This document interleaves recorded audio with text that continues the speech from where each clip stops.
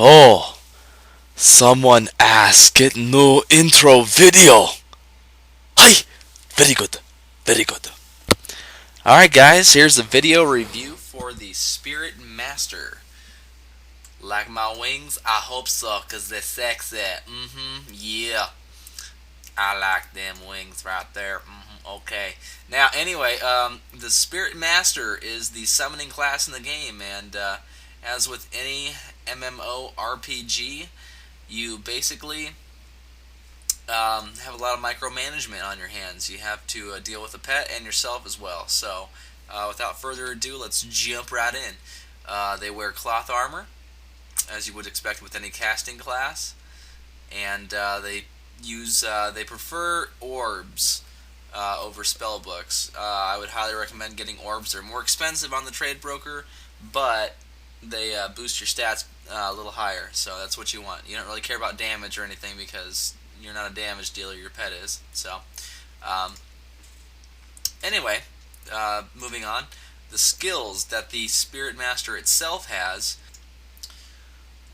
AoEs, DOTs, a lot of snaring, a lot of rooting, a lot of fearing the target you're fighting in general. There's a couple higher power skills in here, but it's nothing compared to what a sorcerer can do. Like I said, this is not a damaging class for the Spiritmaster itself, but the pet is where you make the damage up with, because you have an extra character there.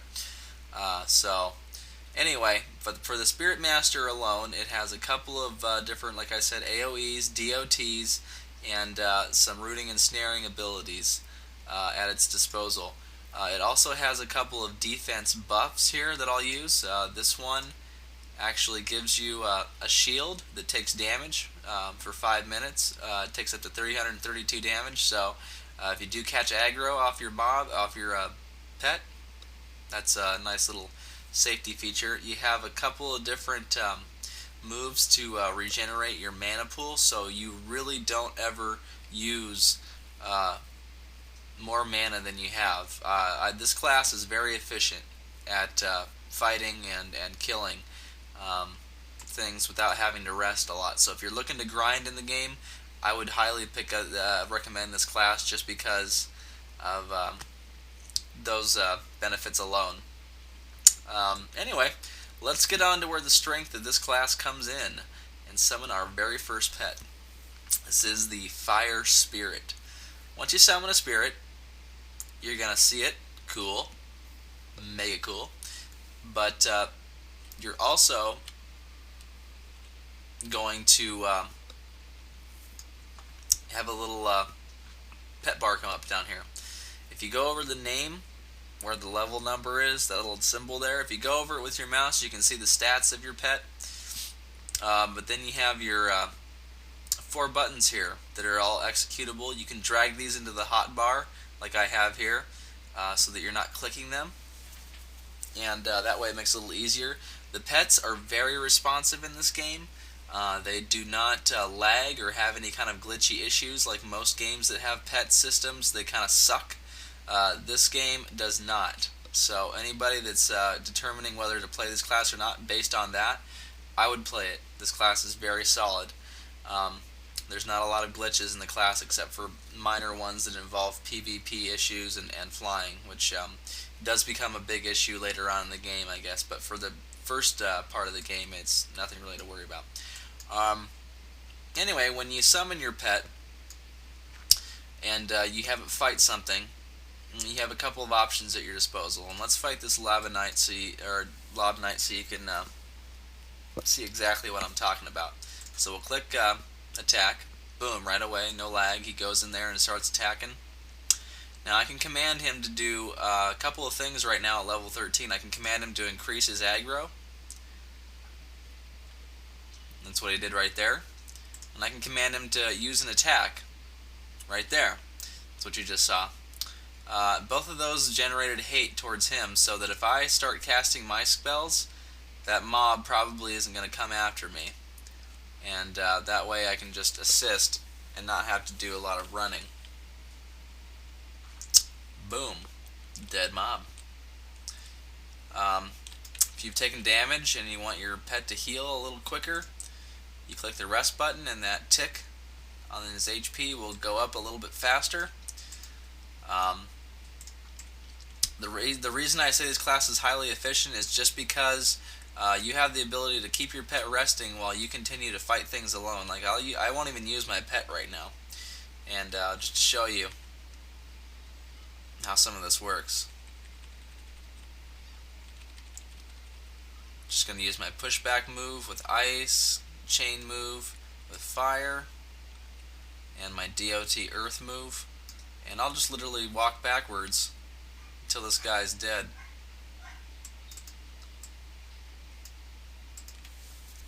Da-da-da-dum. Easy enough. So you can literally let your pet rest if it has low HP and fight alone if need be. So and you see I used mana here. I can just go ahead and whoop, get it right back, and I'm back to where I started. So very efficient class to play. Let's go ahead and desummon this fire spirit and summon up the next spirit you get, which is the wind spirit.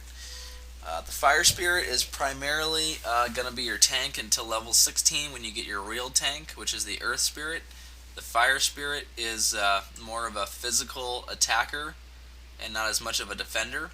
However, they can work as a tank if you need them to. The wind spirit, however, is not really a tank at all, but more of a magic damage dealer and buffer. The wind spirit relies off of its own DOTs. The same command that I chose for fire spirit to attack a mob, this one is a little bit different for the wind spirit. I choose it to make it attack. It's going to add a DOT. If you see up here, the enemy window, it's going to add 84 damage every 6 seconds, and so it's going to maintain itself for a little while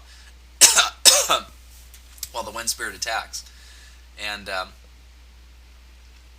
so based on the spirit you have summoned determines the type of attack you'll do. And later on in the game you get all kinds of things from the spirit being able to buff itself, to creating hate on itself, to healing itself, to whatnot. So you have a lot of different options at your disposal, and pretty much you can choose whichever type of spirit you need for whatever system you need, or for whatever situation you need. Yeah, that's the wind spirit. It's more of a magical damage dealer. Later on, they crit a lot. So if you're in a group, this is a great class to use, or a great spirit to use, since you don't have to tank. So you can do as much damage as possible, or you could use your fire spirit if you needed to physically attack. But this one, if you have a high physical defense class, this spirit will be able to plow through its defense using magical attacks. So those are your primary two spirits you get from level 13. I can't show you any more because I'm not high enough. Like I was saying, Earth Spirit is going to be a tank class, or a tank spirit, and the Water Spirit is going to be a healer. It actually heals itself, and it heals you as well, but it doesn't do as much damage, and takes a little more. So, and it can also heal other players in a party too, so it's kind of valuable. The AI in this game is really top notch for the pets. I mean, if I attack this mob right here, and he hits me, my spirit's going to go right in there without even thinking twice or lagging, and try and assist with whatever I'm doing. Other than that, though, PvP is kind of gimped right now, so you can't fly and use your pet at the same time because your pet will not fly. Give you an example. I'll just show you real quick. I'll go up in the air. Pet stays there. It does not follow me.